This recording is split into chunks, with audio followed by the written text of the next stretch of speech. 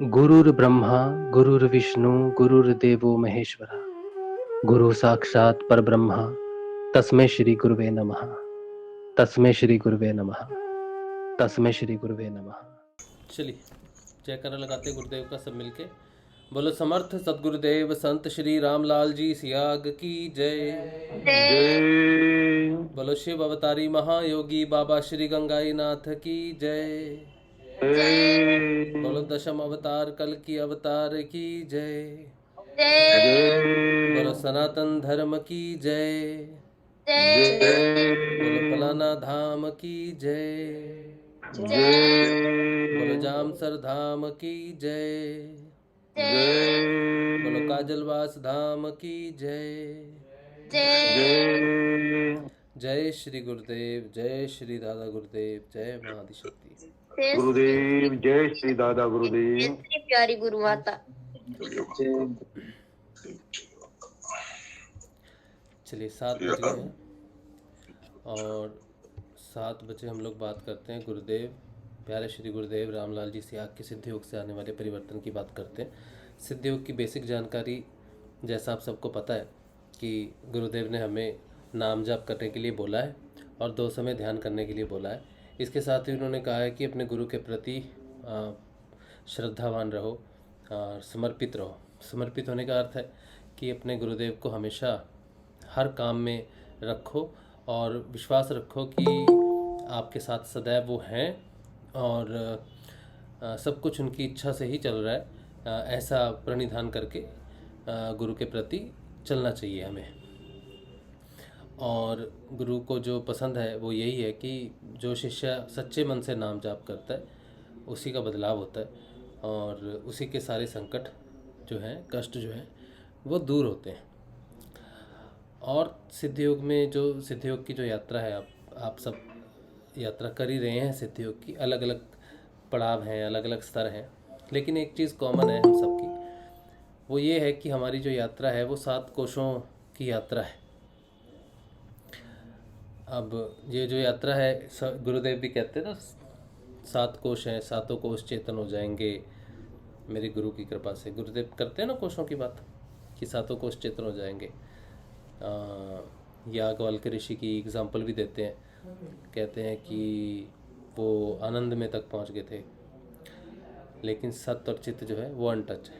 तो आप अगर सच्चे मन से आराधना करोगे, गुरु के प्रति समर्पित होकर नाम जाप करोगे तो सारे परिवर्तन आप में आएंगे और बाबा श्री गंगाई नाथ जी की कृपा से आपके सारे कोश जो हैं, 7 कोश जो हैं वो चेतन हो जाएंगे। तो ये गुरुदेव ने बात की है कोशों की, विज्ञान की बात है ना, ये विज्ञान की बात है ना, विज्ञान है ये 7 कोश। तो गुरुदेव यहाँ विज्ञान की बात कर रहे हैं और जो कोश है ना, ये इसलिए ज़रूरी है बात करना इसके बारे में कि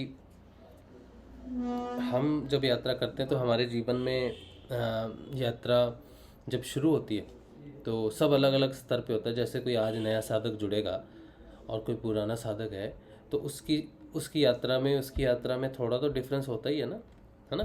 तो ये डिफरेंस होता है यात्रा का, किस पड़ाव पे है। गुरुदेव क्या जो नाम देते हैं उससे आपके 7 कोश चेतन होने शुरू हो जाते हैं।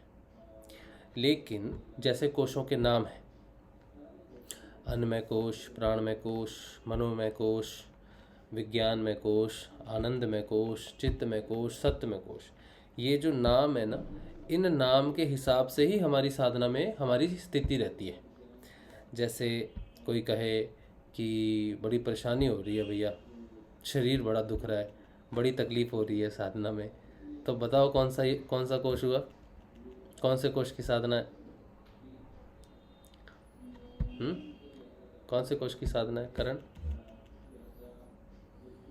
शरीर बड़ा दुख रहा है, पहला वाला कौन था? अन्नमय कोश। हाँ, तो शरीर में तकलीफ होनी चाहिए ना अन्नमय कोश में, क्योंकि शरीर में चेतना है। अच्छा, फिर कोई कहता है कि विचार बहुत आते हैं। मैं तो कभी दुकान में मेरा विचार चला जाता है, कभी मेरे रिश्तेदार की तरफ चला जाता है, कभी किसी तरफ चला जाता है, कभी किसी तरफ चला जाता है। और फिर प्राणायाम भी होता है, तो प्राणमय कोश की, हाँ, है ना। ठीक है। और फिर कई बार क्या होता है, साधना में डिप्रेशन आता है। ठीक है, ये वैसा डिप्रेशन नहीं होता, लेकिन ये जो हमारे गुण है ना, जैसे तामसिक गुण है, राजसिक गुण है, सात्विक गुण है, जब गुणों में परिवर्तन होना शुरू हो जाता है, मनुष्य तामसिक गुणों से राजसिक में, राजसिक से सात्विक में जब परिवर्तन होना शुरू होता है, तो जो गुण छूट रहा होता है, जिसको साधक त्याग रहा होता है, वो जोर मारता है। ठीक है, तो वो किस पे जोर करता है, क्योंकि हमारी जो संसार है, जो प्रकृति है, वो हमारे मन ही संसार है। तो जब इन गुणों में परिवर्तन होना शुरू हो जाता है, तो मानसिक अवसाद आ जाता है, थोड़ा आदमी साइलेंट हो जाएगा, थोड़ा इंट्रोवर्ट हो जाएगा, जिसे प्रत्याहार कहते हैं, वो हो जाएगा। ठीक है, थोड़े समय के लिए वो चलता है। तो मनोमय कोश की साधना होती है, फिर उसमें बहुत विचार आते हैं उसको, कोई किसी चीज़ के साधना में किसी चीज़ के विचार आते हैं, कभी किसी के जो दैवी दर्शन हो गए, या साधना में बहुत सारी चीज़ों के ख्याली पुलाव बनने शुरू हो जाते हैं, तो वो मनोमय कोश की साधना है। उसके बाद फिर साधक को आंतरिक दृष्टि प्राप्त होती है, लेकिन वो आंतरिक दृष्टि अंतर स्वाध्याय के लिए यूज़ नहीं होती।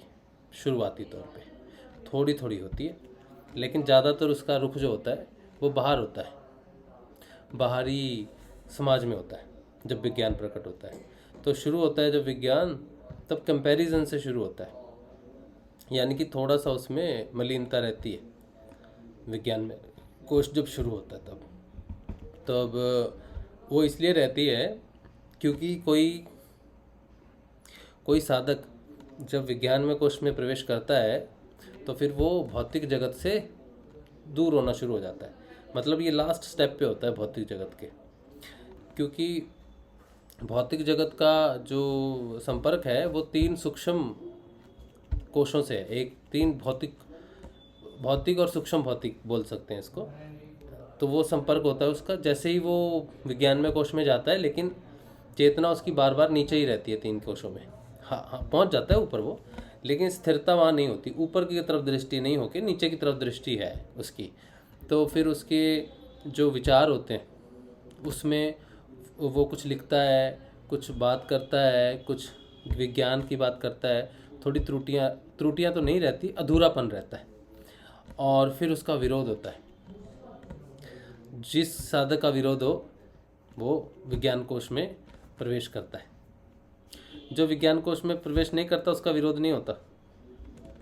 नीचे के 3 कोशों में कोई विरोध नहीं होता, साधक जैसा है वैसा ही रहता है, कोई उसका विरोध नहीं हो, उठता भी नहीं ऊपर। 3 कोशों तक व्यक्ति ऊपर उठता नहीं, वो सामान्य है, सामान्य जर्नी है, नीचे ही है, जगत में ही है। अभी जैसे ही विज्ञान कोश में जाएगा, सबसे पहले वो फेस करेगा क्रिटिसिज्म, क्योंकि विचार बदल गए, सोच बदल गई, दृष्टि बदल गई। फिर वो बात करेगा तो लोगों को अच्छी नहीं लगेगी, क्योंकि लोग उसमें होते नहीं, तो उसका विरोध होता है शुरुआती तौर पे। और ये बहुत ज़रूरी है। कोई भी साधक विज्ञान कोश में पहुंचता है, उसका विरोध होता है, उसके लिए सबसे ज़्यादा महत्वपूर्ण और सबसे ज़्यादा ज़रूरी चीज़ होती है, उसका विरोध होना चाहिए, आवश्यक है, अनिवार्य है, अति आवश्यक है। क्योंकि विज्ञान में कोश में प्रवेश करते उसका मुख नीचे रहता है, जगत की तरफ रहता है। तो उसका जो भी वो लिखता है वो अपने आप को प्रदर्शित करने के लिए, अपने आप को स्थापित करने के लिए करता, वो सही बात है, लेकिन अपने आप को स्थापित करने के लिए करता है। धीरे धीरे जब उसका विरोध होता रहता है, तब वो कहता है छोड़ो, हटाओ यार। ठीक है, फिर वो अपने आप को उठा लेता है। वो जान जाता है कि नीचे कीचड़ है, और कीचड़ में पैर मारेंगे तो जो मट्टी है वो मेरे पर ही आएगी। तब वो धीरे धीरे जो है अंतर्मुखी होना शुरू हो जाता है। यहाँ से विज्ञान अपना विद्या प्रकट होती है, बहुत विस्तृत रूप से विद्या प्रकट होनी शुरू हो जाती है, जिसे विज्ञान कहते हैं ना, विद्या जनित ज्ञान, वो प्रकट होना शुरू हो जाता है। विस्तृत ज्ञान कह लो, विशेष ज्ञान कह लो, वो प्रकट होना शुरू होता है। फिर वो ऊपर की तरफ मुख करता है। अब उसका जो ऊपर की तरफ मुंह हो गया, हो तो गया, लेकिन नीचे के 3 कोश अभी भी उसको पकड़ के रखते हैं, तो थोड़ा सा वो यहाँ से लेकिन उठना शुरू हो जाता है। विज्ञान उसकी मदद करनी शुरू कर देता है, लाइट उसके जीवन में आनी शुरू हो जाती है, प्रकाश होना शुरू हो जाता है, अलग भिन्न होना शुरू हो जाता है। फिर वो जो निंदा है, जो विरोध है, वो नीचे शमन होना शुरू हो जाता है अपने आप। उस तक पहुँच नहीं पाता क्योंकि उसकी तरंगें छू नहीं पाते, वो ऊपर उठ जाता है पूरा। अब ये भी लेकिन विज्ञान भी है, ये भी एक तरह से कष्टकारी है, कष्टकारी कोश है ये भी। अब यहाँ से जब तक वो आनंद में प्रवेश नहीं करता तब तक उसके कष्ट जो है उनका निवारण नहीं होता। तो जो साधक है, अगर वो साधना में आता है और कहता है कि मेरे कष्ट खत्म नहीं हुए, तो उसको ये समझ लेना चाहिए कि कष्ट आपके ना तो अन्नमय कोश में ख़त्म होंगे, ना प्राणमय कोश में ख़त्म होंगे, ना मनोमय कोश में ख़त्म होंगे, ना ही विज्ञानमय कोश में ख़त्म होंगे। क्योंकि विज्ञान एक प्रकाश है, वो आपको दिखाता है आपके अंदर के रोग, बाहरी रोग दिखाता है, लेकिन क्योर नहीं करता। वो एक प्रकाश है, पथ प्रदर्शित करता है।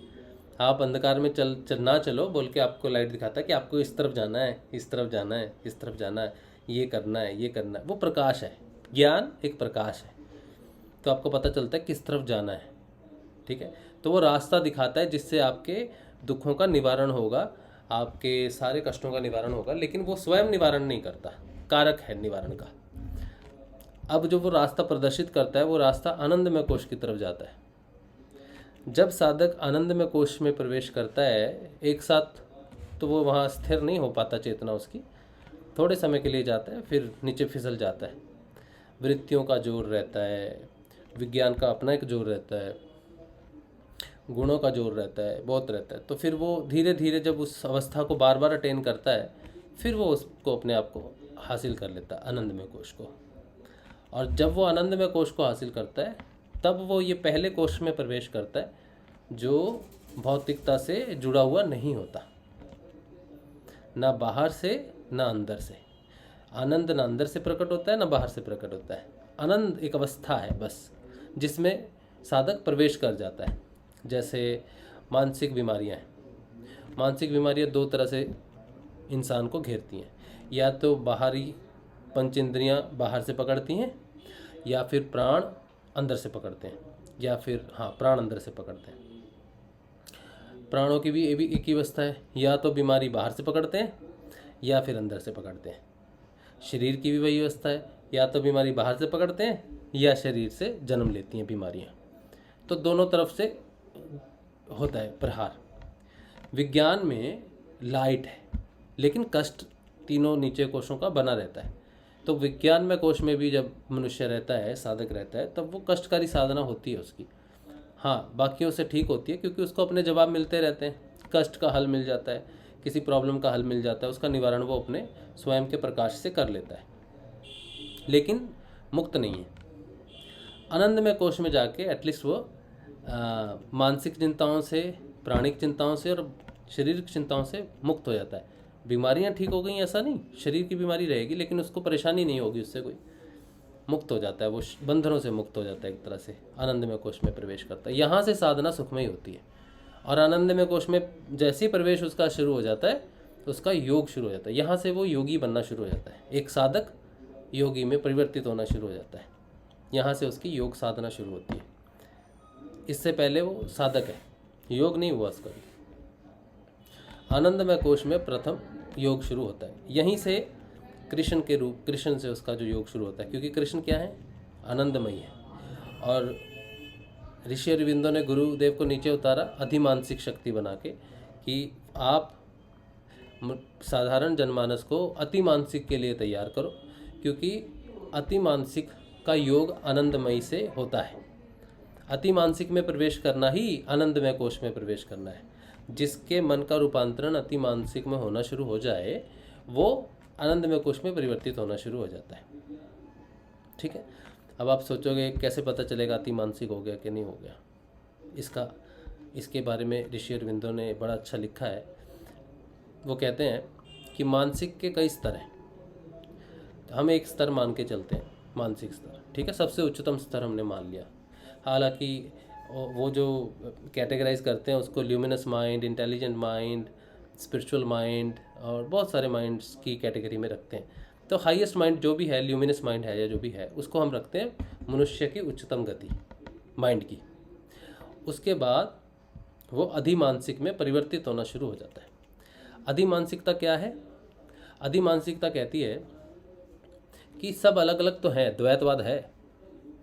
जो नीचे हमारा माइंड है ना, मनुष्य माइंड है, ये कहता है बहुत सारे लोग हैं, अलग अलग लोग हैं और आगे पीछे हैं, ऊपर नीचे हैं, कोई समानता नहीं है सब में।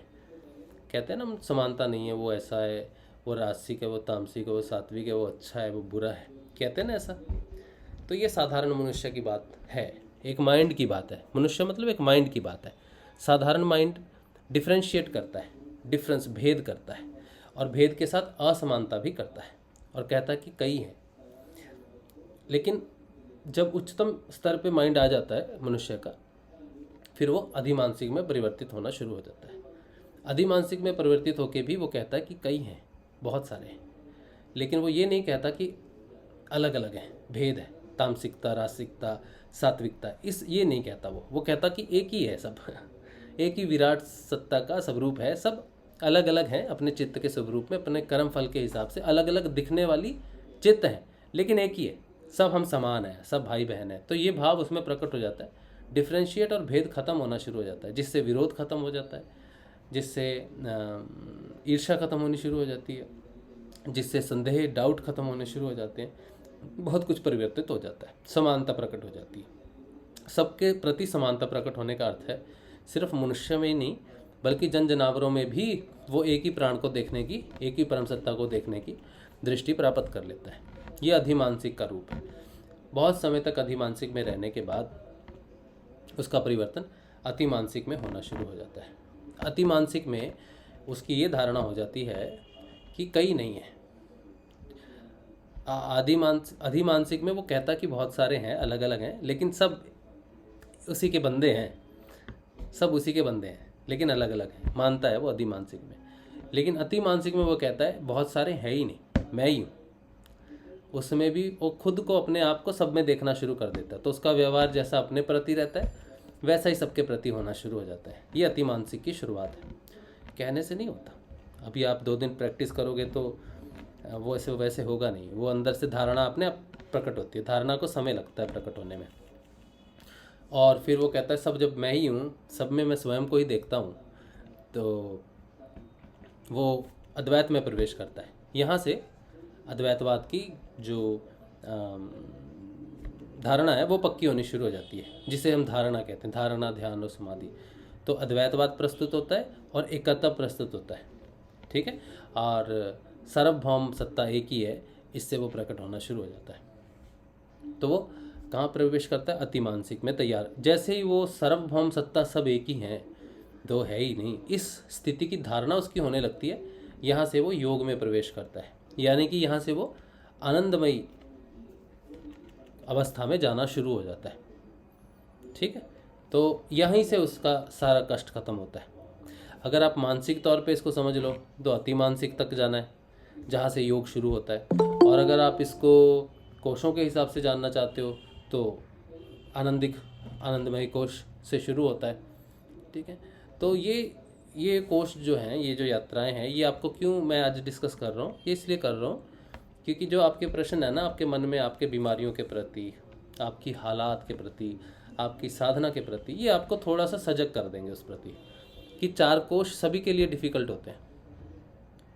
जब तक हम इसमें हैं तब तक थोड़े समय के लिए सुख प्राप्ति, इंद्रियां जनित सुख प्राप्ति हो जाती है और ध्यान के माध्यम से एक आनंद की प्राप्ति भी हो जाती है बीच बीच में। और गुरु प्रति प्रेम, भक्ति, ज्ञान, ये सारा कुछ उपजता है इन चारों कोशों में, तीनों कोश में, ठीक है। लेकिन दुख बना रहता है, किसी भी प्रकार का दुख बना रहेगा। तो आप अपनी साधना को नीचा मत समझो, अपनी साधना को कंपेयर मत करो। सभी का यही हालत है, कोई बचा नहीं, कोई भी बचा नहीं, चाहे वो अवतार ही क्यों ना हो, वो नीचे आए। जब तक उन्होंने आनंद में प्रवेश नहीं किया, विज्ञान हासिल होने से भी नहीं मुक्ति, आनंद में ही जाके तब पंच इंद्रियों के दुख सुख से मुक्ति होनी शुरू होती है। तो ये बेसिक है, इसमें कोई बहुत बड़ा ज्ञान नहीं है। इसमें कोई बहुत बड़ी कोई रहस्य नहीं छिपा हुआ। ये सिंपल एक साधक से एक योगी तक की यात्रा है। फिर योगी की यात्रा शुरू होती है आनंदमय कोश से। चित्तमय कोश में प्रवेश करता है, फिर वो सत्यमय कोश में प्रवेश करता है और वहाँ पर वो योगी से भी मुक्त होकर योगेश्वर हो जाता है। ठीक है, तो योगेश्वर लास्ट है। और योगेश्वर कौन है? श्री कृष्ण है। तो वो वहाँ पर जब योग पूरा हो जाता है तो योगी से योगेश्वर में उसका परिवर्तन हो जाता है। तो ये यात्रा है आपकी। तो साधक गण जितने हैं वो कष्ट में ही रहते हैं। कहते हैं साधक तो सारी कष्ट में है, योगी जन मुक्त हैं। तो हम साधक हैं ना, हम योगी, हमें कैसे पता चले? तो ऐसे ही पता चलता है। ठीक है, ये बेसिक जानकारी है। इसलिए अपने दुखों से नहीं घबराना, अपनी चिंताओं से नहीं घबराना, बस लगे रहना, क्योंकि जल्दी ही आप उस अवस्था में पहुंचोगे जहाँ पर आप योगी अवस्था में आओगे। और ये होता है, ये जब ये होगा कैसे? ये आपका इंटरेक्शन, तकलीफ़ें, दुख ही हैं जो आप में वैराग्य से परम वैराग्य प्रकट करते हैं। भौतिक जीवन बहुत ज़्यादा ज़रूरी है, क्योंकि नीचे के 3 कोश पूर्ण रूप से भौतिक हैं और विज्ञान में कोश भौतिक भी है, सूक्ष्म भौतिक भी है, और फिर वो थोड़ा सा अलग भी हो जाता है। हमारी एक सीढ़ी आगे जाने की भी है, महत्वपूर्ण है।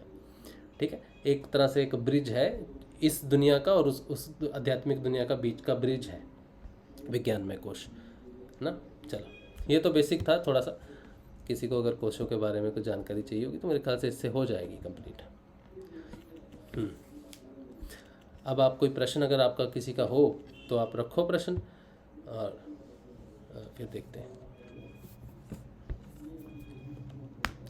नहीं तो एक प्रश्न है वो मैं लूँगा बाद में, लेकिन अगर आपका कोई प्रश्न है तो पहले आप पूछ लो, या आप कुछ कहना चाहते हो, आपका कुछ अनुभव हो, आपका कुछ बदलाव हो, या आपको मेरी बात में कुछ संशोधन करना है, कुछ एडिशन करना है, कुछ करना है बेटा, तो बताइए।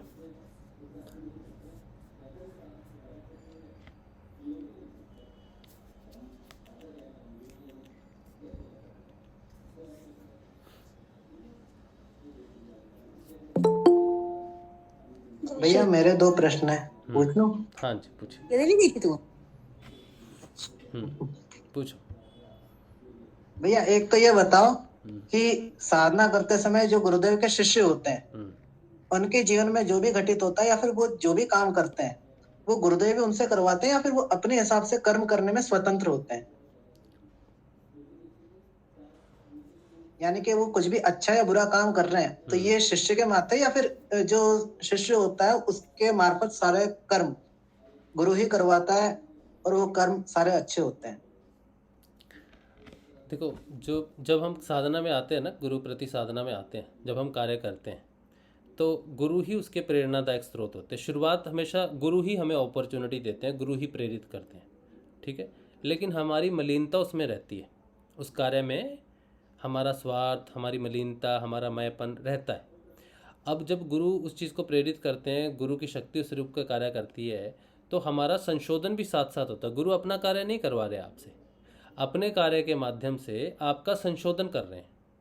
तो जब वो आपका संशोधन अपने कार्य के माध्यम से करते हैं तो आपका मैपन छलकता ही है, उसमें आपका अपना मैपन आता ही है।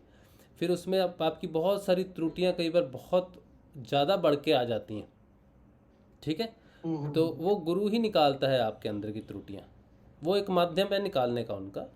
ठीक है, लेकिन आप अपने व्यवहार से प्रस्तुत करते हो, लेकिन है गुरु आपका संशोधन ही कर रहा है अपना। आप हमें लगता है कि हम गुरु का कार्य कर रहे हैं, ठीक है, तो मैं गलत नहीं हो सकता, लेकिन ऐसा होता नहीं। गुरुदेव अपना कार्य तो अपने आप स्वयं कर सकते हैं, वो हमारी जरूरत नहीं बिल्कुल। लेकिन वो हमारा संशोधन करना चाहते हैं। कुछ चीज़ें ऐसी होती हैं जो कार्य करते समय, संशोधन होते समय ही निकल सकती हैं, लेकिन हम सोचते हैं कि हम करता है। तो जब हमारा संशोधन होके हमारे सामने हमारी त्रुटियां आती हैं तो हमें उनका सामना करके उनका संशोधन कर लेना चाहिए, मतलब उसको ठीक कर लेना चाहिए। लेकिन अगर हम ठीक नहीं करते हैं तो गुरुदेव थोड़े समय के लिए क्या करेंगे, वो छोड़ देंगे उस चीज़ को थोड़े समय के लिए, शुरू से शुरू करवाएंगे, क्योंकि वो सफाई तो उन्होंने करनी ही है। अगर संशोधन कर तुम्हारी वृत्ति तुम्हारे सामने आ गई, तुमने उसका संशोधन नहीं किया तो तुम्हें उस तकलीफ़ में ज़्यादा देर तो रखेंगे नहीं, वापस तुम्हें स्मूथ वापस लेके आएंगे साधारण चीज़ में। थोड़ा सा आपके जैसे आपको लगेगा यार पहले मैं कर रहा था काम, अभी नहीं कर रहा, ठीक है, तो वो पीछे से फिर से शुरुआत से आपको मौका मिलेगा।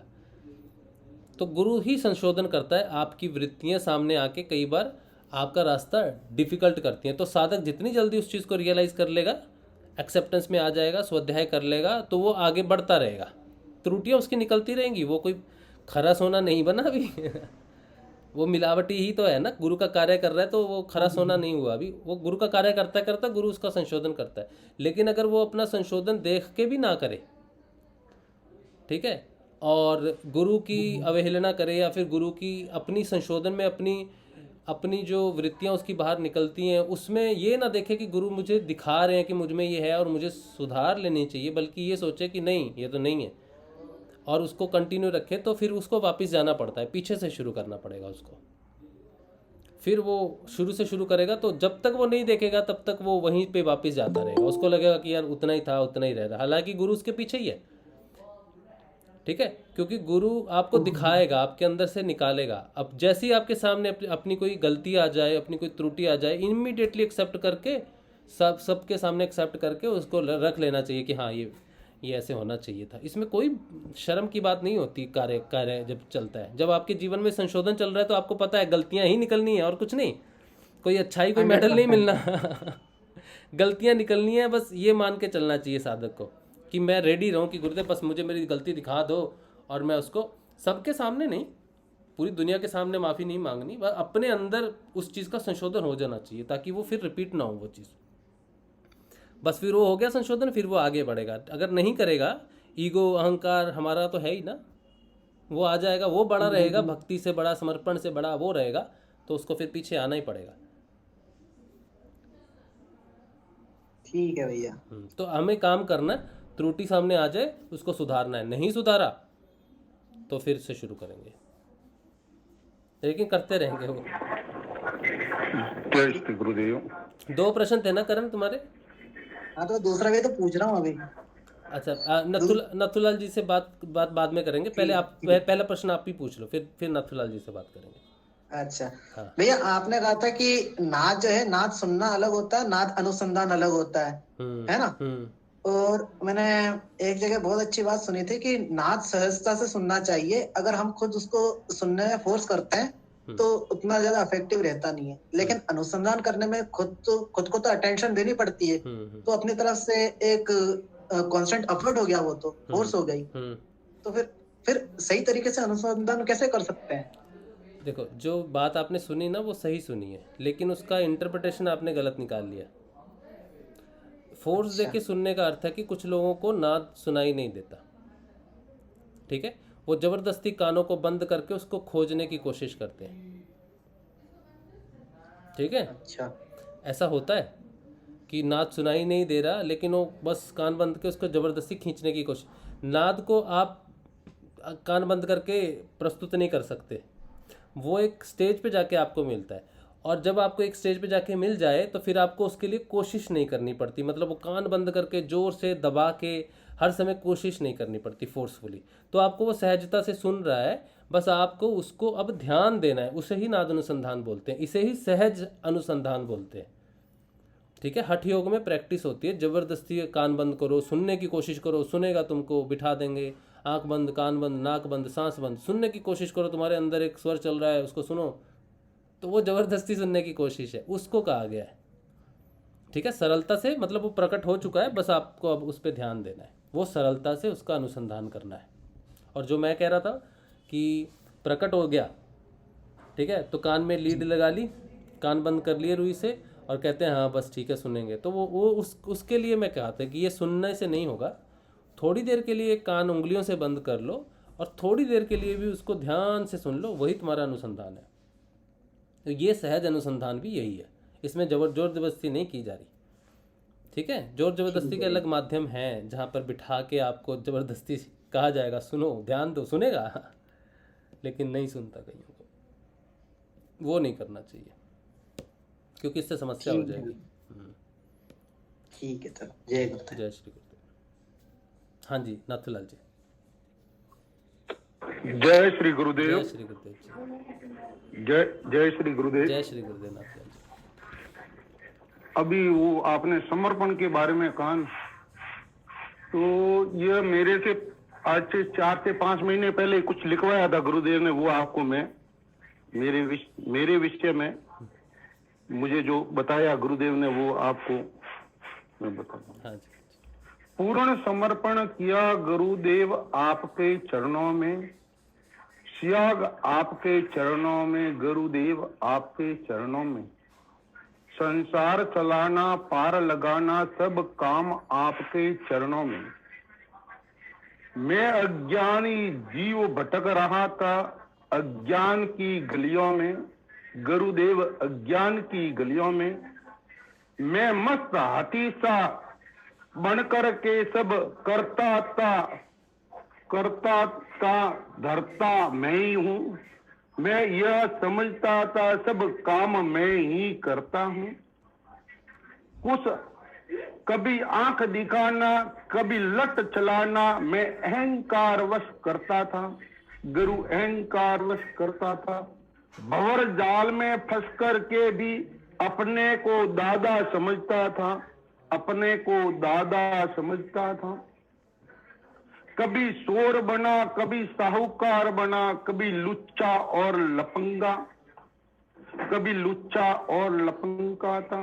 भटक रहा था अनजान अकेला गलियों में, प्रभु अकेला गलियों में।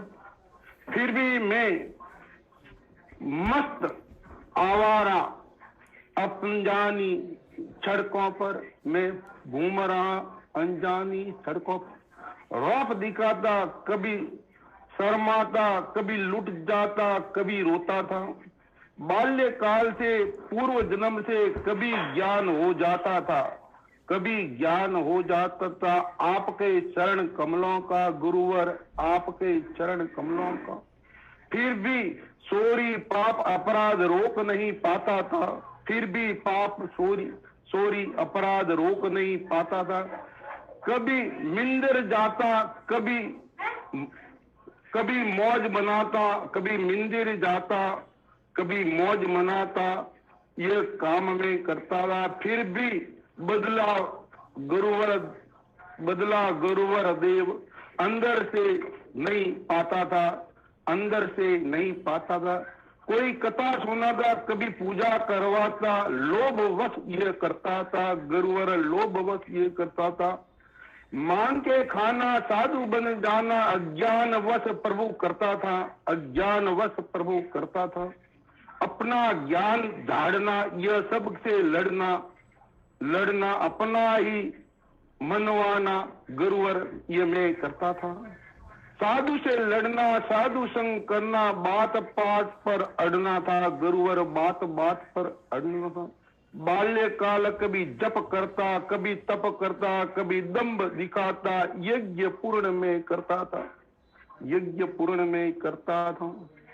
फिर भी बदला नहीं यह जीवन नहीं, कभी सत्य ज्ञान नहीं हुआ प्रभु, कभी सत्य ज्ञान नहीं हुआ प्रभु। उम्र सारी बीत गई फिर भी कुछ नहीं पाया प्रभु। करी कृपा गुरुदेव आपने, करी कृपा गुरुदेव आपने, सच्चे शुद्ध गुरुवर पकड़ लिए मेरे हाथों को। पकड़ बुलाया, फिर कई बार बुलाया, फिर भी मैं भूल जाता था। टक्का एक नहीं लगा साधना में, फिर भी मैं भूल जाता था। गाड़ी लेकर आप गुरुवर मुझे बुलाने आते थे, मुझे बुलाने आते थे, बार बार बुलाते, हर बार नहीं आना यह कहकर रूठ जाता था। फिर भी गुरुवर कृपा करके पास बुलाया, मंत्र सुनाया, दीक्षा ज्ञान करवाया। दर्शन कर मन प्रसन्न होता, अज्ञानवश भूल में जाता था। कृपा करी गुरुवर ने मंत्र रट लगा दी, अजपा सुना दी, नाद ज्ञान करवाया। गुरु कृपा करी गुरुदेव ने मुझे अपने चरण आसरा दीना, गुरुवर अपने शरण आसरा दीना। अब पार लगाना अज्ञानी को गुरुदेव, सब काम आपके चरणों में। सब काम आपके चरणों में, जीव जंतु पशु पक्षी सभी आपके रूप प्रभु, विराट रूप सभी सभी समान। आज हम आपके चरणों में अब गुरुवर पार लगाना अज्ञानी को, गुरुवर हम काम आपके चरणों में तो पूर्ण समर्पण भाव किया आपके चरणों में। सतगुरुदेव की जय हो प्रभु। सत जय। बहुत बढ़िया नाथूलाल जी, बहुत अच्छा, बहुत बढ़िया भैया, बहुत बढ़िया। बहुत बढ़िया लिखा। बहुत सुंदर लिखा, बहुत सुंदर। जय श्री, और बहुत सुंदर, जय गुरुदेव। बहुत सुंदर। जय श्री गुरुदेव। हेलो। हाँ जी, कौन बात कर रहा? हेलो। हाँ जी, कौन बात कर हाँ, रहा? मैं अपना सवाल पूछ सकता हूँ गुरुदेव? हाँ पूछिए, मैं गुरुदेव तो नहीं हूँ। आपका नाम क्या है?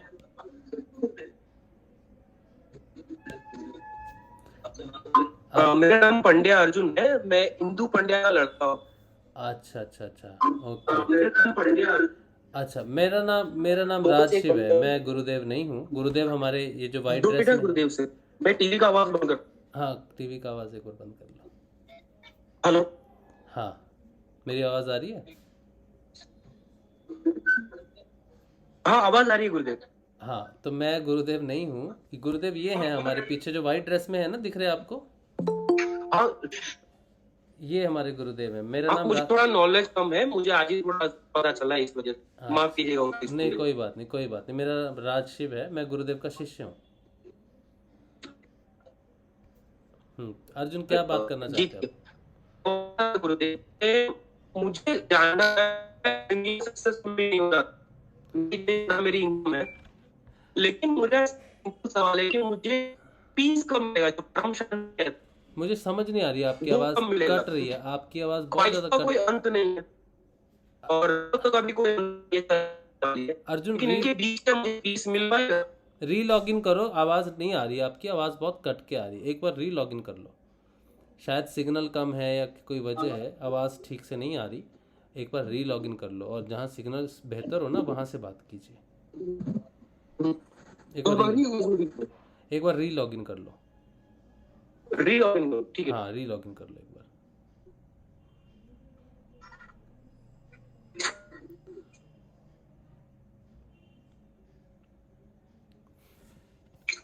री लॉगिन कर लो एक बार, मतलब लेफ्ट करके रीज्वाइन करो मीटिंग।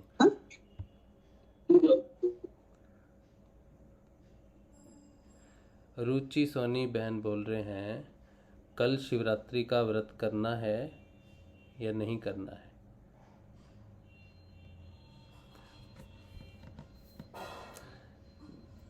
प्रश्न तो देखिए, इसमें सीधा हाँ या ना का आंसर हो नहीं सकता कि व्रत करना चाहिए कि नहीं करना चाहिए, करना है नहीं करना है, इसमें हाँ ना का सीधा उत्तर नहीं हो सकता।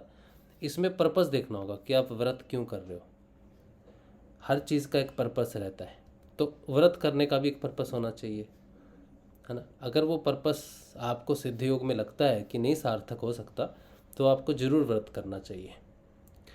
और अगर आपको लगता है कि नहीं, सिद्ध योग में आ जाने के बाद या गुरु की प्राप्ति के बाद, क्योंकि गुरु की आराधना में शिव की, ब्रह्मा की और विष्णु की, तीनों की आराधना रहती है। जब हम गुरु की आराधना करते हैं तो हम त्रिदेव की आराधना करते हैं एक साथ। आप तो अगर आप गुरुदेव की आराधना करते हो, गुरुदेव का ध्यान करते हो, तो बाबा गंगाई नाथ जी का ध्यान होता है। और ये जो सिद्ध योग है ना, ये शैविज़्म को ही प्रेरित करता है। मतलब ये हर रोज़ की ही शिवरात्रि है, शिव दिन है हमारा। शिवरात्रि एक विशेष पर्व है जब हम विशेष शिव की आराधना करके उन्हें प्रसन्न अवस्था में होते हैं, उन्हें उनसे फल प्राप्त करना है, वरदान प्राप्त करना है, इच्छा कुछ हो वो प्राप्त करना है, तो शिवरात्रि का व्रत करते हैं। लेकिन अगर आपको गुरु की प्राप्ति हो चुकी है और शिव साक्षात आपके पास हैं गंगाई नाथ जी के रूप में, ठीक है, तो उससे ज़्यादा क्या मांग सकते हो आप?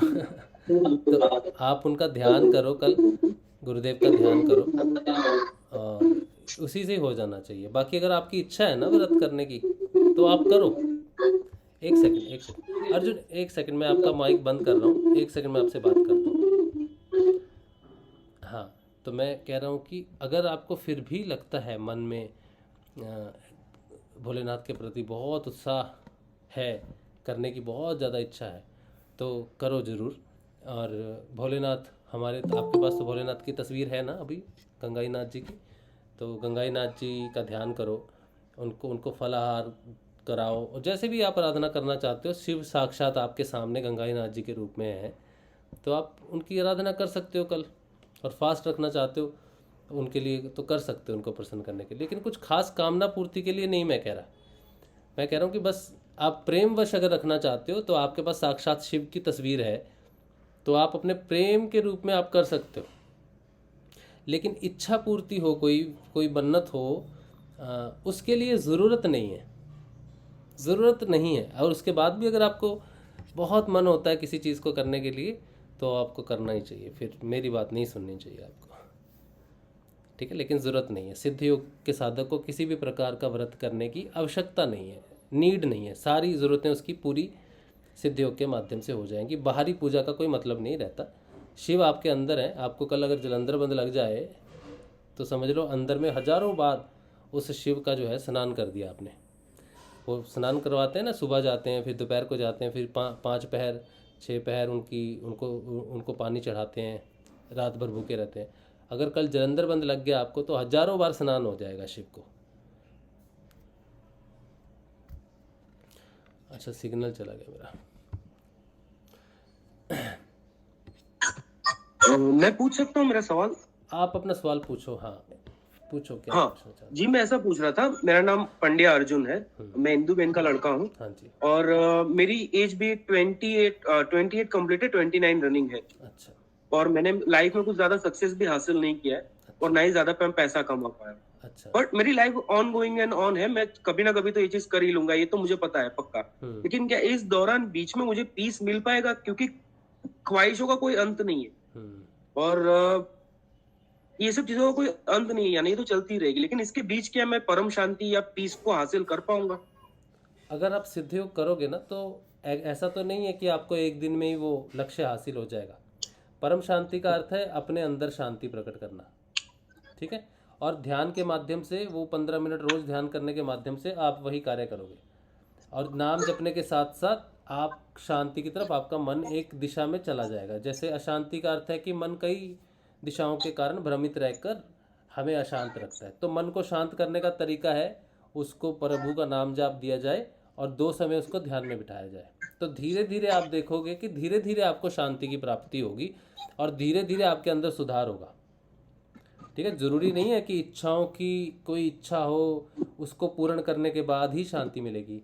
एक इच्छा पूरी हो जाएगी पैसा कमाने की, तो जरूरी नहीं है शांति प्रकट हो जाएगी। तो शांति कहीं और है, इसका अर्थ है ना। शांति वो आपको ध्यान के माध्यम से अपने आप प्राप्त होने वाली चीज़ है। लेकिन हाँ, ये सिद्ध योग से आपको ये प्रथम चीज़ यही होनी चाहिए आपके पास, कि आपको पहले अंदर आंतरिक शांति हो, और इसके अलावा कोई रास्ता है भी नहीं आंतरिक शांति का। तो सिद्ध योग बहुत अच्छा मीडियम है। अगर आप डेली ध्यान करो ना गुरुदेव का सुबह शाम, और नाम जब ज़्यादा से ज़्यादा करो, तब आप 1 हफ्ते बाद बोल सकते हो कि आपको क्या अनुभव हो रहा है। फिर आप हर हफ्ते या 10 दिन बाद अपने आप को देखना कि आप स्थिर होना शुरू हो गया है, माइंड स्थिर होना शुरू हो गया, और चीज़ें ईजिली आ जाएंगी। कई बार हम सक्सेस के चक्कर में ज़्यादा कुछ हार्डली ट्राई करते हैं, और हार्ड ट्राई कई बार मुश्किल हो जाती है। और सहज प्रयत्न किया जाए, सहज भाव से कुछ ट्राई किया जाए, तो काम हो जाता है। वो भी सहजता आपके अंदर आ जाएगी। तो सक्सेस कोई बहुत बड़ी चीज़ नहीं है, ठीक है। तो आप कुछ दिन ध्यान करो और नाम जाप चालू रखो, ठीक है। और गुरुदेव के प्रति बिल्कुल समर्पित रहना इस बात को कि गुरुदेव आप मुझे शरण में लो, मेरा मार्गदर्शन करो। जी जी जी, ठीक है। इससे हो जाएगा अर्जुन। इससे अब मैं आपके सामने बैठा हूँ, मैं भी बहुत सारे बिजनेस फेल करके बैठा हूँ जीवन में, और 2-3 बार तो मेरा घर उजड़ गया बिजनेस के चक्कर में। जी जी, ठीक है। तो आज मैं आपके साथ बैठा हूँ तो मैं शांति से बैठा हूँ, और अपने आप को सफल ही मानता हूँ। मैं असफलता ही मेरी सफलता का कारण मैं मानता हूँ। आंतरिक सफलता बाहर की सफलता पे निर्भर नहीं करती। आंतरिक असफलता है ही नहीं, अंदर तो सिर्फ सफलता ही है। और अंदर सफलता हो जाए तो बाहर की असफलताएं कुछ मायने नहीं रखती, फिर वो अपने आप सहज भाव में सब प्रस्तुत हो जाती है चीज़ें। तो आप निश्चिंत होकर ये ध्यान कीजिए, ठीक है। जी पक्का पक्का। हाँ, और मीना जी तो आपकी ताई लगी, फिर ताई ना मासी? हाँ मेरी मासी है। मासी यस मासी, हाँ मासी लगी आपकी। हाँ यस यस। तो मासी जी से पूछ लेना, वो तो करती हैं, वो काफ़ी देर से कर रही हैं। मैं काफी टाइम से नाम सुन रहा था और मैं थोड़ा इंटरेस्ट लगा, मैं इसलिए पूछ रहा था। ये मेरा पहले से क्वेश्चन था कि ये अगर इनर पीस नहीं मिला मुझे तो मैं कुछ हासिल करूंगा तो भी मुझे लगेगा कि मैं हासिल नहीं किया है। हाँ हाँ हाँ, इससे इनर पीस ही फर्स्ट प्रायोरिटी, इनर पीस ही है सिद्ध योग की, और जरूर एक्चुअली मेरा मिलता है। मन बहुत भटका हुआ रहता है। चलो मैं ध्यान करता हूँ, वो 15 मिनट 20 मिनट 1 घंटा ऐसा उसका मेरे पर असर रहता है, पर जैसे ही सारे जिंदगी के जैसी चीजें एक साथ आने लगती है, हाँ। टेंशन वैसे ही बढ़ना चालू हो जाता है और फिर मेरा पूरा ध्यान भटक ही जाता है, फिर चारों तरफ भटकना ही पड़ता है। आप इस ध्यान इस योग को करो, ठीक है। इस योग से जो है समय लगता है थोड़ा, कई बार ऐसा नहीं है कि चमत्कार कुछ भी होगा, क्योंकि ये तो आपके अंदर ही आपका युद्ध है ना। लेकिन आपको एक हथियार होना चाहिए कि एक बार अगर दुश्मन को शांत कर दिया तो फिर वो सर ना उठाए, ये ऐसा हथियार है। जी जी जी। ठीक है, आप जरूर करो, ध्यान करो, और नाम जाप जरूर करना ज़्यादा से ज़्यादा। मूल मंत्र मंत्र ही है, ठीक है। जी जी पक्का पक्का। बढ़िया। जय श्री गुरुदेव। जय श्री गुरुदेव। जय श्री। चलिए और कुछ अरे वो डिस्कनेक्ट हो गया, डिस्कनेक्ट हो गया। हाँ हाँ ना, अगर आप कुछ पूछना चाहते हो तो पूछ लो, आपका माइक खुल रहा है बार बार। जय गुरुदेव जी भैया। जय गुरुदेव जी। एक सेकंड होल्ड करना, जरा एक सेकंड होल्ड करना, ठीक है। हाँ। यूट्यूब पे चल रहा है क्या? यूट्यूब पे मुझे लगता है बंद हो गया। आप मुझे कोई मैसेज देगा यूट्यूब से, कुछ चल रहा है कि नहीं चल रहा है यूट्यूब पे? यूट्यूब पे मुझे एक मैसेज दे दीजिए, जो भी यूट्यूब पे हैं, चल रहा है कि नहीं चल रहा है, फिर मैं आगे अभी तो मैं नहीं हूँ, लेकिन चल रहा था, उधर से इधर आई हूँ। अच्छा, एक बार देखता हूँ यूट्यूब पे कोई अगर जो भी देख रहे हैं यूट्यूब पे एक मैसेज दे दे तो अच्छी बात है।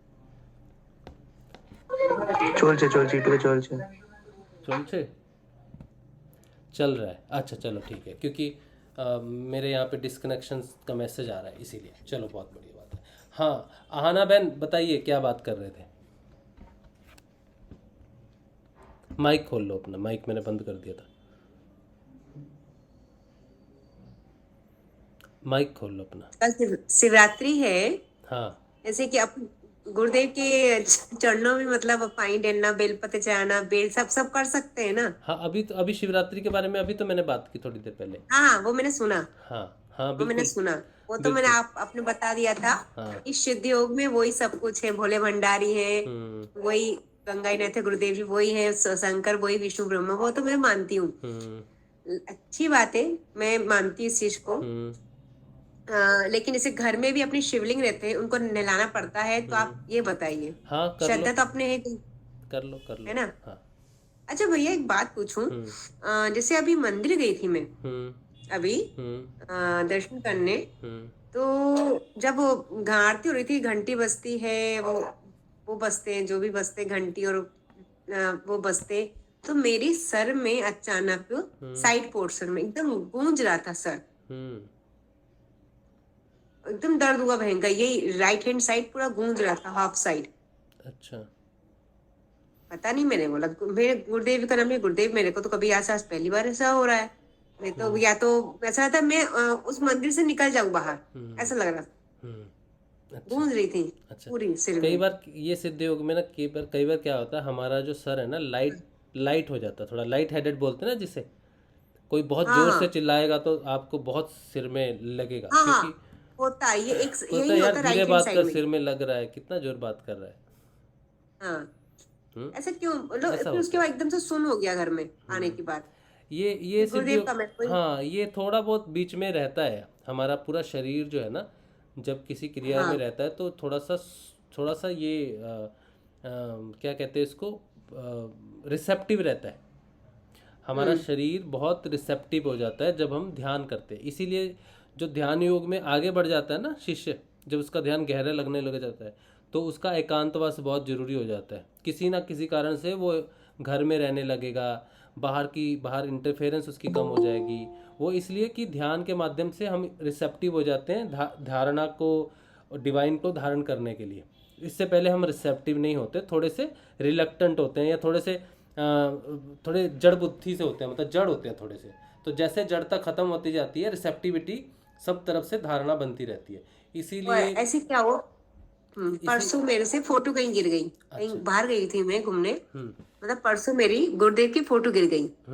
मैं एकदम ऐसी हो गई, कोई बच्चा नहीं छीन जाता अपन से, ऐसी पागल सी हो गई। मैंने फोटो कहाँ गिर गई आज, फोटो कहाँ, कभी तो कभी गिरती नहीं है। मैंने ऐसा क्यों हुआ, फिर गुरुदेव से पूछ रहा था ऐसा क्यों हुआ, मतलब उनके बारे में सोच सोच के हेडेक हो गया। मैंने ऐसा क्यों हुआ मेरे संग, आज 1 साल में एक बार पहली बार हुआ जब फोटो गिर गई मेरे से। फोटो गिर पर्स गई में से। मतलब खो गई?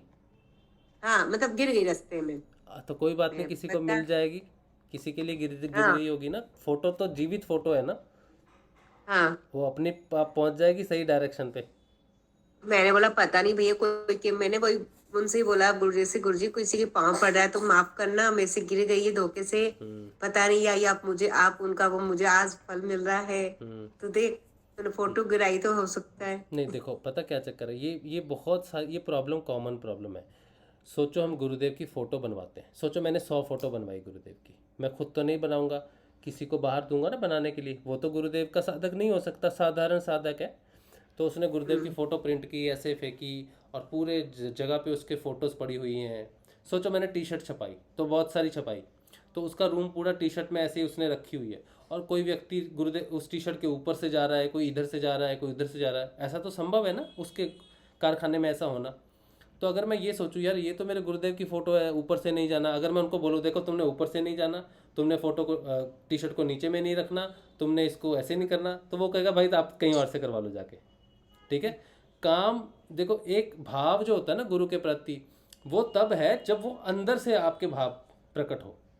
बाहर में मेरे से तस्वीर गिर गई, या फिर मेरे से ये हो गया, या फिर ये चल गया, वो चल गया, या मैंने गंदे हाथ लगा दिए, या गुरुदेव की टी शर्ट को मशीन में धो दिया तो गुरुदेव को धो दिया ये सारी चीज़ें जो है ये कमज़ोर प्राणों की और कमज़ोर मानसिकता की निशानी है। इसे दृढ़ करना चाहिए। हमारे गुरुदेव परम दयालु हर जगह में हैं, हर चीज़ में है, कोमल से कोमल फूल में भी है जो कभी मुरझा जाएगा, ठीक है, और बड़े से बड़ी चट्टान में भी है जो हमेशा से खड़ी रहेगी, पानी में भी है, अग्नि में भी है। तो ना गुरुदेव को अग्नि जला सकती है, ना पानी डुबो सकती है, ना धरती की मिट्टी कुछ कर सकती है, ना ये शरीर उसका अपमान कर सकता है। किसी भी तरह से गुरुदेव का कोई भी कुछ नहीं हो सकता है। ये धारणा पक्की हो तभी हम हर तरह से प्रचार कर सकते हैं, हर जगह गुरुदेव की फ़ोटो लगा सकते हैं, हर जगह उनका प्रचार कर सकते हैं। फ़ोटो गिर भी गई तो कोई दिक्कत नहीं है, वो जीवित फ़ोटो है, वो सब अपनी इच्छा से करते हैं। इसलिए कभी इस चीज़ को बेकार में सोच के अपना मन खराब नहीं करना, ठीक है। बस अपने मन में गुरुदेव के प्रति पूर्ण प्रेम, श्रद्धा और भाव रखो, कोई दिक्कत नहीं है। ठीक है, बस हाँ हाँ। और जैसे पूजा करनी है शिवरात्रि की, जैसे इच्छा हो रही है वैसे ही करो, लेकिन आगे अभी मैं बोलूँगा तो उसका फायदा नहीं है। धीरे धीरे जो है वो धारणा आपकी जब पक्की होती जाएगी तो विशेषता पता चलेगी कि हाँ किस में ज़्यादा समय हमें गुजारना चाहिए। अगर शिवलिंग के सामने बैठ के भी गुरुदेव का मंत्र ही जपते हो तो वो तो अद्वैतवाद तो है ही। हम नीचे में भेद कर सकते हैं ना, लेकिन हायर लेवल पे तो कोई भेद ही नहीं है ना। तो हमारे भाव पे डिपेंड करता है। अगर नीचे बैठ के हम भाव द्वैत में रखेंगे तो द्वैत है। अगर हायर लेवल पे बैठ के मैं सब कुछ करता रहूं लेकिन सिर्फ उसी एक परम परमात्मा की तरफ मेरी दृष्टि रहे, मेरा समर्पण रहे, मेरा मन प्राण उस तरफ रहे, तो नीचे क्या हो रहा है उससे फर्क नहीं पड़ता। सब कुछ भाव पे डिपेंड करता है, कहते हैं ना भाई। अच्छा भैया, हाँ, कभी कभी ये राइट हैंड साइड का कान दुखता है क्या? अब मेरे से ये चीज मत पूछो क्या दर्द होता है, मेरा पूरा शरीर दर्द होता है तो मैं कैसे बताऊंगा वही तो भैया, अब कभी कभी तो लगता है, मैंने बोला भगवान गुरुदेव आप तो उसमें 1 साल तो हो गए मुझे, मार्च से मार्च, लेकिन अभी बीच में बहुत अच्छी थी, मैं बहुत अच्छा था, आपने मुझे बहुत अच्छा रखा 3-4 महीने, ये फिर से शुरू सिर में हो गया। मैं गुरुदेव आप ही को संभालना है। मैंने शुरू में जो बात किया ना, शुरू से सेशन नहीं देखा आज भी आपने? नहीं देखा शुरू से तो शुरू ध्यान करने लगी। तो शुरू से देखना सेशन, ठीक है, शुरू से सेशन देखना, उसमें आपके प्रश्न का आंसर है क्यों होता है ये सारी प्रॉब्लम और कब तक ये प्रॉब्लम रहेगी उसका जवाब दे दिया। कब तक रही सिर में प्रॉब्लम सुनी? हाँ वही तो बोल रहा हूँ, शुरू से देखोगे सेशन ना नहीं तो मुझे फिर से शुरू करना पड़ेगा पूरा सेशन। हाँ ठीक है। जय गुरुदेव जय भैया। श्री गुरुदेव, जय श्री गुरुदेव।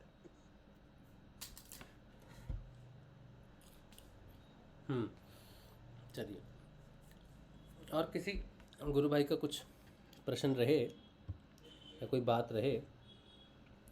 अच्छा, अभी तो कर्ण का एक प्रश्न बच रहा है ना? नहीं, हो गए उसके पूरे 2 क्वेश्चन। सोहनी अपना प्रश्न रखा। सोहनी ने आज बड़ा प्यारा सा प्रश्न रखा था मेरे सामने। अच्छा, ये बोलती नहीं है, पता नहीं क्यों। इसने मुझसे पूछा था त्रिगुणातीत क्या होता है। ये मेरे से भी पूछा था इसने, है ना? ये इसका प्रश्न नहीं है। मेरे सबको तो इसने रखा था और इसने खुद अपनी मर्जी से जो था आंसर दिया भी था, फिर मुझको जो समझ में आया वो मैंने इसको ये दिया इसका था। प्रश्न नहीं है। अच्छा, ये इसको कहीं से कहीं और से कहीं आया कुछ। कहाँ से आया है सोनी प्रश्न? जय श्री गुरुदेव। हाँ, ये प्रश्न कहाँ से आया? दीपशिका ने पूछता। आपका नहीं है ना? नहीं।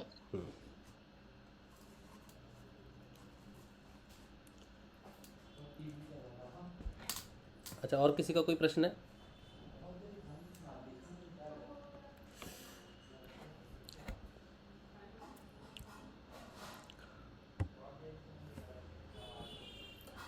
तो 8 बजे तक अपना सेशन है, 3 मिनट हमारे पास हैं। एक गुरु भाई का प्रश्न है, वो नमन का प्रश्न है शायद, लेकिन वो लंबा प्रश्न हो जाएगा, 3-4 मिनट में तो होगा नहीं। नमन, कल ले लूँगा मैं तुम्हारा प्रश्न। हाँ, कौन बात कर रहा था गुरु भाई? नरहरि भाई। हाँ, जय गुरुदेव। जय गुरुदेव नरहरि भाई। कल आपने वो विषय लिया था कि सब कुछ गुरुदेव ही करते हैं, परम सत्ता ही सब कुछ कर रही है। हाँ। तो उसमें ऐसा था कि सब कुछ वो कर रही है, लेकिन उसी के जीवन में वो कर रही है। नहीं तो फिर अगर व्यक्ति कोई जब पाप करता है, अच्छे बुरे कर्म करता है, तो उस पाप का फल वो भोगता है, क्योंकि वो स्वयं करता है।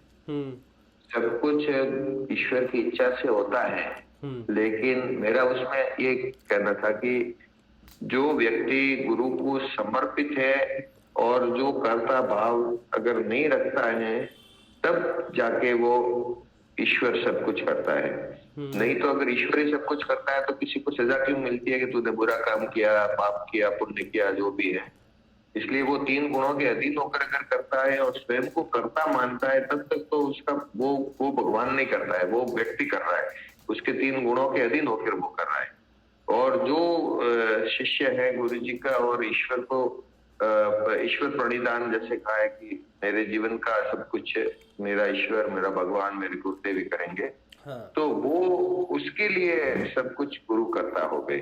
पूरी सृष्टि में गुरु, मैं भी पहले यही मानता था कि सब जैसे सब कुछ कर रहा है तो एक बलात्कारी है, तो क्या वो भी भगवान कर रहा है, क्या उस भगवान की इच्छा से हो रहा है? लेकिन नहीं, वो सारा जो कार्य हो रहा है वो उसके 3 गुणों के अधीन होकर वो जीवात्मा कर रही है, जिसकी चेतना सुप्त अवस्था में है और वो अपने मन और बुद्धि और इस तमोगुण के अधीन होकर कर रहा है। क्योंकि ईश्वर ने कहा है कि मैं तीनों गुणों में हूं, लेकिन मुझ में तीनों गुण नहीं है। तो सब कुछ ईश्वर नहीं करता है, उसी के लिए ईश्वर सब कुछ करता है जो उसको समर्पित हो जाता है, अपने आप को समर्पित कर देता है। इस विषय पर आप प्रकाश डालिए। अच्छा, ये जो आपने बात कही ना, सब कुछ गुरु नहीं करते हैं, कुछ वो त्रिगुणात्मक गुण के अधीन होकर वो अपना कार्य करता है। इसमें आधी बात तो आपकी बिल्कुल ठीक है, आधी बात मैं थोड़ी सी पूरी कर देता हूँ इसको। देखो, ये सेशन हमारा हुआ था पहले, हमने कहा था कि जो श्री कृष्ण है वो सुप्रामेंटल फोर्स है। उसका अर्थ है कि जितनी भी प्रकृति है ये जड़ है। सोचो, मेरा निर्माण हुआ, मैं मनुष्य हूँ, मेरा निर्माण हुआ है, लेकिन मैं उसमें कोई हरकत नहीं कर सकता। मेरे में 3 गुण से मेरा निर्माण हो गया। अब इन 3 गुणों के अधीन मैं कोई कार्य करूँगा ना, जैसे कोई अच्छा कार्य, कोई बुरा कार्य कर सकता हूँ।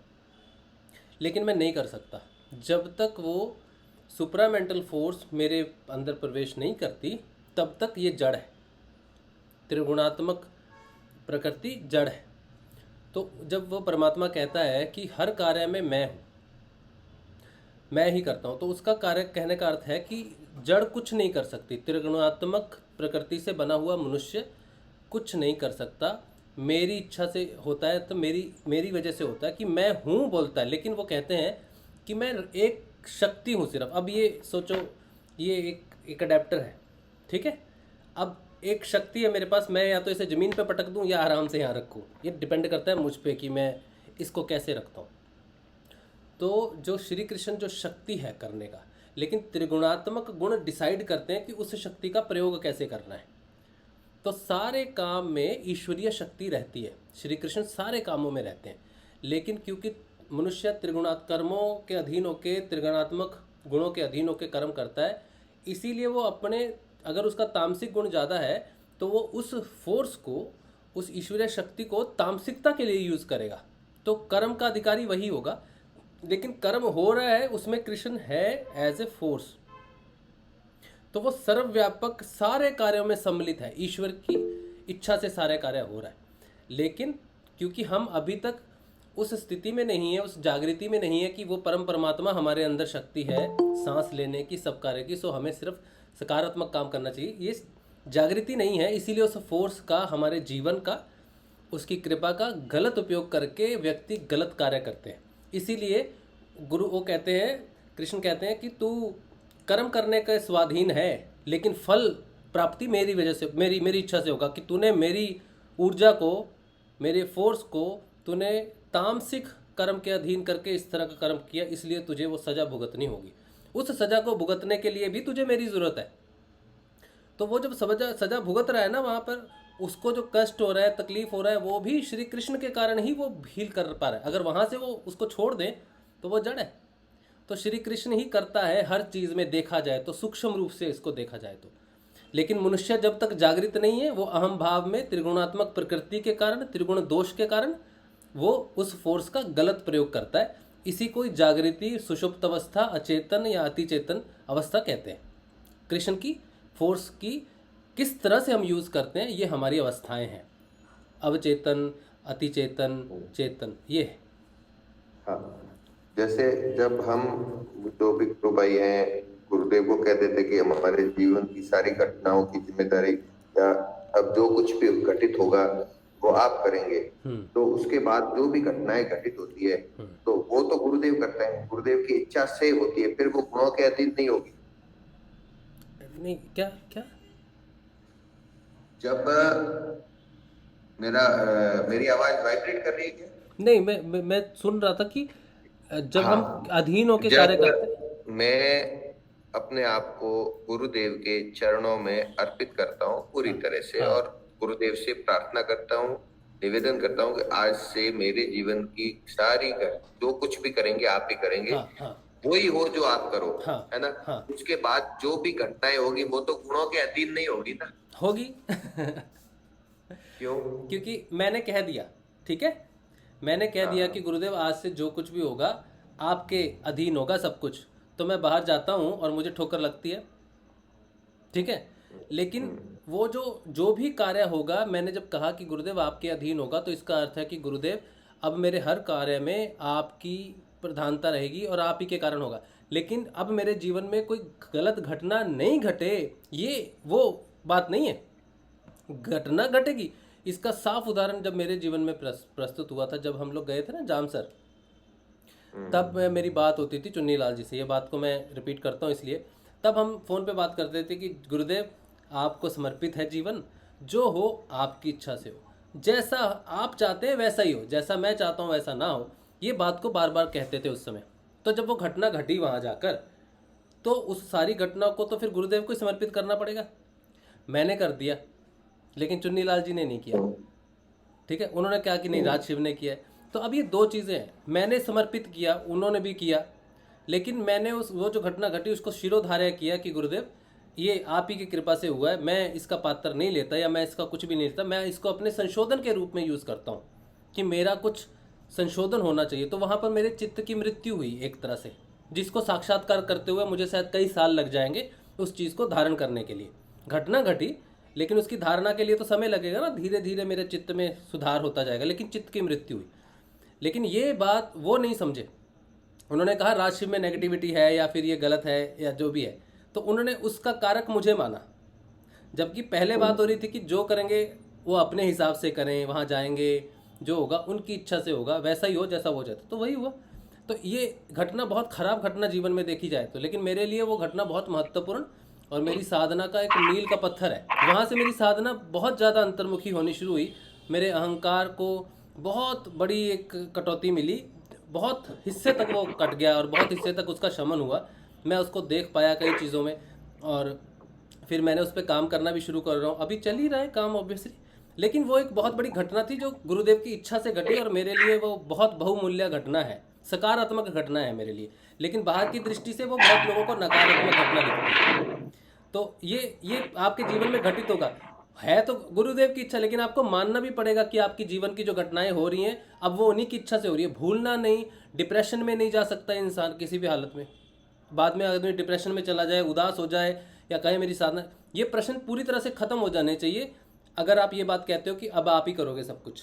उसके बाद ना दुख की कोई गुंजाइश है, ना सुख की कोई गुंजाइश है, ना डिप्रेशन की कोई गुंजाइश है, किसी प्रकार की कोई गुंजाइश आपके प्रश्नों में रहती नहीं। नहीं राशि भाई, हाँ बिल्कुल वो आपकी बात सही है। मेरे कहने का यही मतलब है कि अब अगर मेरे जीवन में कोई भी अप्रिय घटनाएं भी घटती है तो वो फिर मेरे कर्मों का फल मैं नहीं मानूंगा, वो मेरे गुरुजी की इच्छा से मुझे प्राप्त होगा। प्रिय घटना या अप्रिय घटना, जो कुछ भी मुझे मिलेगा, जो मेरे लिए प्रिय लगे या अप्रिय लगे, उसको न्यूट्रल में लेना है। लेकिन वो करेंगे तो गुरुदेव ना, फिर मैं ऐसा तो क्योंकि मेरे कर्मों का फल है ये, मैं उसको कैसे मानूं? नहीं, वो कर्मों का फल नहीं मान सकते। अब मैंने बोल दिया कि गुरुदेव आपका है, तो गुरुदेव ने क्या करना है, हमारा संशोधन करना है ऑब्वियसली, क्योंकि हमने अपनी कमांड दे दी गुरुदेव अब मेरा मक्खन निकालो है ना। तो गुरुदेव उसको रिड़केंगे। तो मेरे जीवन में अगर अप्रिय भी घटना होती है तो गुरुदेव उस घटना से मेरे अंदर का विष निकाल के बाहर फेंकना चाहते हैं। तो मैं जब मेरे अप्रिय घटना घटेगी तो मैं कहूँगा कि गुरुदेव इससे मुझे क्या लर्निंग है या मुझे क्या चीज़ छोड़नी चाहिए, क्योंकि ये मेरा मंथन शुरू हो गया। मैंने गुरुदेव को ये नहीं कहा कि मैं समझ, मैंने कहा गुरुदेव मेरा मंथन कर दो। आपने कह दिया मंथन कर दो। अब आपके अंदर सारा अमृत तो नहीं है ना, गुणात्मक तो विष भी है, कुछ विष और अमृत मिश्रित है, कुछ पूर्ण रूप से अमृत है। तो जब घटना घटेगी तो पहले अमृत निकल ही नहीं सकता नरहरि भाई, पहले विष ही निकलेगा, फिर विष और अमृत मिला हुआ निकलेगा, फिर पूर्ण रूप से अमृत की चर्निंग होगी, पूर्ण रूप से अमृत प्रकट होगा। यही घटना है पूर्ण समर्पण की, जो आपने बात की। ऐसे ही घटेगी वो। तो इसमें इस स्थिति में हम ये तो नहीं मान सकते कि मैंने कोई हमारी, क्योंकि वो अब मेरा कर्म हुआ ही नहीं कि मैंने कुछ गलती की उसकी मुझे सजा मिल रही है या ऐसा तो कुछ नहीं मान सकते ना, क्योंकि अब तो अब और गुरुदेव मुझे छोड़ देंगे या वो तो बात ही नहीं रही। अब तो जो कुछ भी हो रहा है उसको, जैसे मेरे द्वारा भी कुछ भी होता है, जैसे आपके द्वारा वहां पे घटना घटित हुई, तो मेरे द्वारा भी अगर कुछ भी घटनाएं घटित होती है तो उसका कर्ता तो मैं नहीं रहूंगा, क्योंकि वो परिस्थितियां ऐसी करवा रही है। गुरुदेव परिस्थिति पैदा करते हैं, फिर ऐसी कोई घटना घटित होती है तो वो तो परिस्थितियां करवा रही है ना, है, और वो परिस्थिति क्रिएट तो गुरुदेव कर रहे हैं, क्योंकि मैंने कहा गुरुदेव आप ही कर रहे हो। बिल्कुल। तो इसमें तो मतलब गुरुदेव और मेरे रिलेशन में तो कोई प्रॉब्लम नहीं चाहिए, बाकी कुछ भी हो, मेरे और गुरुजी के रिलेशन में प्रॉब्लम नहीं होनी चाहिए कि भाई गुरुजी कहेंगे ये बस। कोई रिलेशन नहीं। अब यहाँ से कर्मों का फल वैसे नहीं हुआ जैसे पहले हो रहा था। अब यहाँ से सिर्फ आपके संशोधन का फल सिर्फ संशोधन चल रहा है, फल नहीं है यहाँ पर कुछ भी। अभी अब आप कोई फल नहीं भुगत रहे, अब आपका संशोधन हो रहा है। उस संशोधन के माध्यम से आपके जीवन में जो घटना घट रही है वो उसको आपको अपना तप समझना है। अब फल नहीं है, अब तप है। इसको आप तप का नाम दो, फल कर्मों के फल का नाम मत दो, तो बेहतर होगा कि हम इसे तप कहें। उसके फल से मुझे कोई प्रॉब्लम नहीं। मुझे ये भय थोड़ा सा, ये वैसे थोड़ा गुरुदेव की कृपा से ज्ञान है, ये था पहले से कि कोई भी परिस्थिति में कि भाई मैंने कुछ गलती कर दी, इसके कारण मेरे साथ मतलब कुछ भी हो लाइफ में वो प्रॉब्लम नहीं है। ये नहीं होना चाहिए कि मेरे और गुरुजी के रिलेशन में कोई प्रॉब्लम हो, समझे ना आप, वो नहीं होना चाहिए। नहीं, बिल्कुल नहीं। अभी तो संशोधन है। गुरुदेव आपके सामने कितनी भी विषम परिस्थिति रखें, सिर्फ आपने अपनी तरफ देखना है कि गुरुदेव मेरे अंदर से क्या बाहर निकालना चाहते हैं, किस चीज को मैं देखना है मुझे। वो विष अच्छा नहीं होगा, वो ऑब्वियसली कड़वा होगा और वो बहुत दिक्कत होती है नरहरि भाई। नहीं, पर उससे प्रॉब्लम नहीं है। नहीं, कोई प्रॉब्लम problem नहीं। यही रहती है कि गुरुजी और अपना रिश्ता जो है ना वो गड़बड़ नहीं होना चाहिए। बाकी चाहे गुरुदेव की, क्योंकि गुरुदेव को बोला है, कि जो कुछ भी करना है आपको करना है, हाँ। जैसे भी कर रहे हो आप ही कर रहे हो, बस करता वही होने चाहिए। उसके बावजूद चाहे वो कुछ भी करे, वो उनकी इच्छा है ना, वो तो उनकी इच्छा है। मुझे बार बार बीच में अभी जैसे मुझे ये पता है कि मेरे परमात्मा मुझसे बहुत प्रेम करते हैं, ठीक है। तो अभी वर्तमान परिस्थिति कुछ जैसे नेगेटिव पॉजिटिव कुछ भी चला, थोड़ा समय चला, तो कल ही मुझे फिर तो थोड़ा बहुत हताश हो गया। तो गुरुदेव को मैं और वो दोनों हमने गुरुदेव को भी कहा, गुरुदेव से बात की, है ना, ये ऐसा वैसा, ऐसा क्यों वैसा क्यों, कई सवाल हुए, लेकिन वो सवाल के रूप में क्यों आपने किया वो नहीं, ऐसे ही कि भाई ये क्यों हुआ, इसका कोई क्या मतलब, इसका कारण क्या हो सकता है, आप क्या समझाना चाहते हो, या है ये अनुमान लगाए 2-4 ऐसे। और वो गुरुदेव से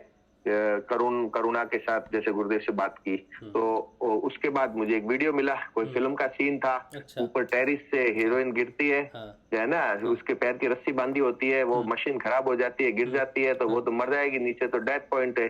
तो हीरो ऊपर से कूदता है बिना रस्सी के, है ना, और लास्ट पॉइंट पे जब उसकी पैर की रस्सी टूट जाती है, तब वो हीरो उसका हाथ पकड़ लेता है, क्योंकि वो उससे प्रेम करता है। तो मैं कहा गुरु जी ये ठीक है, अब मैं कहीं गिरो किधर भी जाऊं, डेथ पॉइंट के ऊपर पॉइंट नीचे है, मौत है, और एक इंच का फासला है, और वहां आके भी उसको एक इंसान, गुरुदेव ने मुझे ये बताया कि एक इंसान अगर किसी से प्रेम करता है तो उसको बचाने के लिए ऊपर से ऐसे कूद जाता है, तो मैं तो ईश्वर हूँ।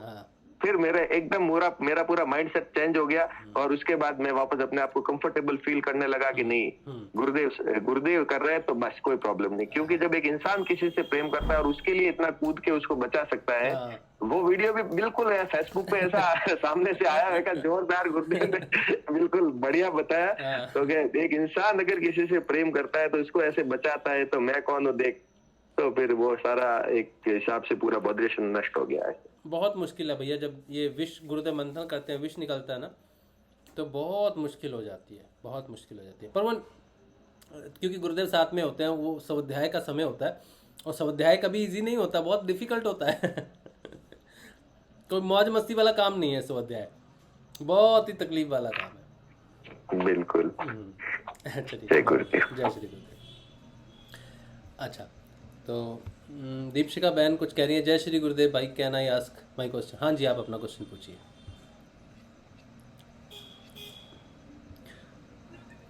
जय श्री गुरुदेव भाई। जय श्री। मेरा एक क्वेश्चन है कि त्रिगुणातीत अवस्था क्या होती है साधक की, और साधक उस अवस्था में कब पहुंचता है?